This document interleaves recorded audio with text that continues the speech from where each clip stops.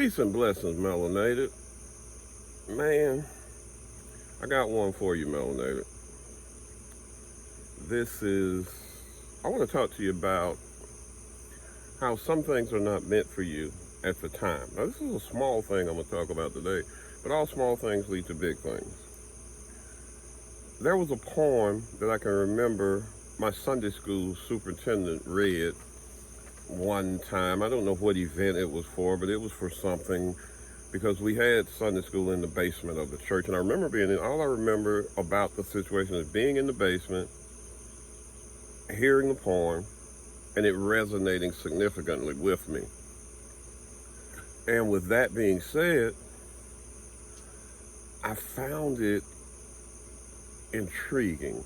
And I've tried to find that poem several times when I became an adult.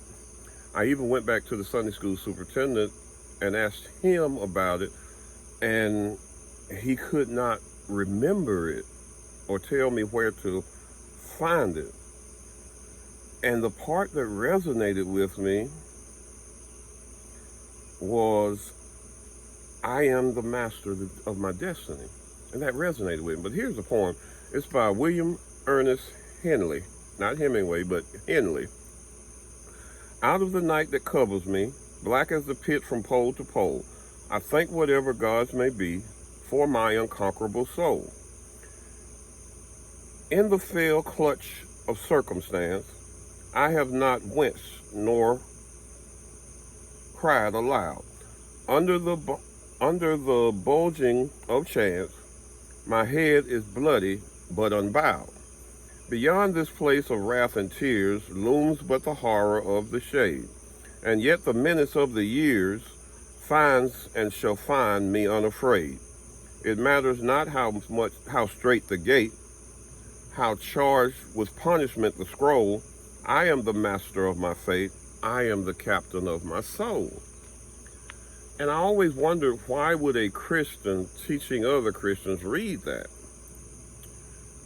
And now I know that maybe he didn't truly understand it, but he was a well-educated man. I don't get that. But it was something that was meant for me, and maybe someone else in that group, but I know it was meant for me. And I just found the poem a few weeks ago. Think of it, I'm a child. I was a child when it happened. Now I'm 60 years old, and I just find it because I wasn't ready for what it resonated, for what it meant. I wasn't ready for the real meaning of it. But once I was ready, it found me. And I say that because there will be little things and big things in your life that as you change, when you go on a journey, you will find them. They will find you. You won't have to look, you won't have to search. They will find you. A YouTuber that I listen to, Butterfly Goddess, Monique, she read the poem, and I was like, that's the poem. I've been looking for it for, 30 years? Well, more than that. You know, I'm 60, so I've been looking for it I was probably 10, 11, 12 at the time, so I didn't start looking for it till my 20s, so, you do the math. So there are things that have been planted, seeds that have been planted in you.